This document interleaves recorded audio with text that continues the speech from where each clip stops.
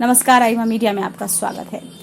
भारत के प्रधानमंत्री नरेंद्र मोदी ने मंगलवार को रूस के राष्ट्रपति व्लादिमीर पुतिन को समझाने की कोशिश की कि बम, बंदूकों और गोलियों के बीच शांति वार्ता सफल नहीं होती और किसी संघर्ष का कोई समाधान युद्ध क्षेत्र में संभव नहीं है। दरअसल दोनों नेताओं ने यूक्रेन युद्ध की पृष्ठभूमि में बात की और इसी अवसर पर प्रधानमंत्री मोदी ने राष्ट्रपति पुतिन को इस बात का एहसास कराया कि किसी समस्या के समाधान के लिए बातचीत ही उचित माध्यम संभव है, न कि मारक व संहारक हथियार। प्रधानमंत्री मोदी के इस विचार रूप से रूस के राष्ट्रपति सहमत हों या असहमत, लेकिन इतना तो सत्य है कि वहां की जनता जरूर सहमत होगी, क्योंकि मानवता किसी सीमा में ना तो कैद होती है और ना ही मानवीय विचार किसी सैद्धांतिक खूंटे में बांधे जा सकते हैं। प्रधानमंत्री मोदी जब रूस गए तो सबसे पहले की सरकार और जनता को लगा होगा कि उनके रूस जाने और वहां शांति के बारे में वो कितनी कड़ाई से अपनी बात रख सकेंगे। यूक्रेन को बुरा तो नहीं लगेगा। प्रधानमंत्री मोदी का पिछले 10 वर्षों में जिस तरह का उनका व्यक्तित्व दुनिया का सामने आया है, उससे उनकी छवि विश्व नेता के रूप में उभरी है। प्रधानमंत्री के इन्हीं निरपेक्षतावादी कूटनीतिक विचारों की वजह से उनके घनघोर विरोधी पाश्चात्य मीडिया के लोग भी उनकी प्रशंसा किए बिना नहीं रह पाते। यूरोपीय देश टकटकी लगाए थे कि देखें मोदी पुतिन वार्ता किन विषयों पर केंद्रित होती है। दुनिया को इन बातों से कोई लेना देना नहीं है कि भारत रूस के बीच व्यापार असंतुलन और लेकर मोदी पुतिन के बीच क्या बात होगी। दुनिया को इससे भी कोई मतलब नहीं है कि भारत रूस ऊर्जा संबंधी समझौता किन शर्तों पर करेंगे।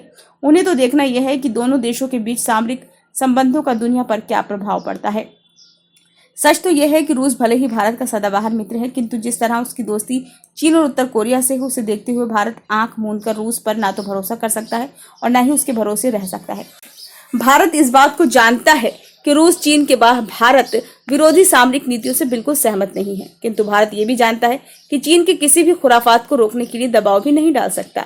रूस भारत से मित्रता तो निभाता है, किंतु भारत के लिए वो चीन से शत्रुता निभाने के लिए बिल्कुल तैयार नहीं हो सकता। 1962 के युद्ध के दौरान जब पंडित जवाहरलाल नेहरू ने तत्कालीन सोवियत संघ के राष्ट्रपति निकिता शुचेव से अनुरोध किया कि वो चीन को भारतीय क्षेत्रों पर हमला करने से रोकें, तो राष्ट्रपति खुर्शीव ने तपाक से जवाब दिया था कि भारत हमारा मित्र है और चीन हमारा भाई। हम इस युद्ध में ना तो किसी का साथ दे सकते हैं और ना ही विरोध। उस वक्त पंडित नेहरू ने तंज कसते हुए कहा था कि चीन यदि आपका भाई है तो आप उसे समझा तो सकते ही हैं। बहरहाल चीन भारत के अमेरिकी और यूरोपीय देशों के साथ संबंधों को चिढ़ता तो है, किंतु उसने भारत के रूस के साथ संबंधों को लेकर कभी असहजता व्यक्त नहीं की। कहने का सार यह है कि रूस के राष्ट्रपति पुतिन से दो टूक बात करके प्रधानमंत्री मोदी ने खुद को दुनिया के विश्व नेता के रूप में स्थापित करने में सफलता हासिल कर ली है। कुछ कूटनीतिक विशेषज्ञ हैरानी व्यक्त कर सकते हैं कि जिस नेता ने कुछ देर पहले ही राष्ट्रपति पुतिन को शांति का पाठ पढ़ाते हुए खरी खोटी सुनाई हो, वही कुछ देर बाद रूस के सर्वोच्च नागरिक सम्मान सेंट एंड्रयू रूसी राष्ट्रपति के हाथों से ग्रहण कर रहा हो, तो वैश्विक नेतृत्व का इससे बड़ा उदाहरण क्या हो सकता है।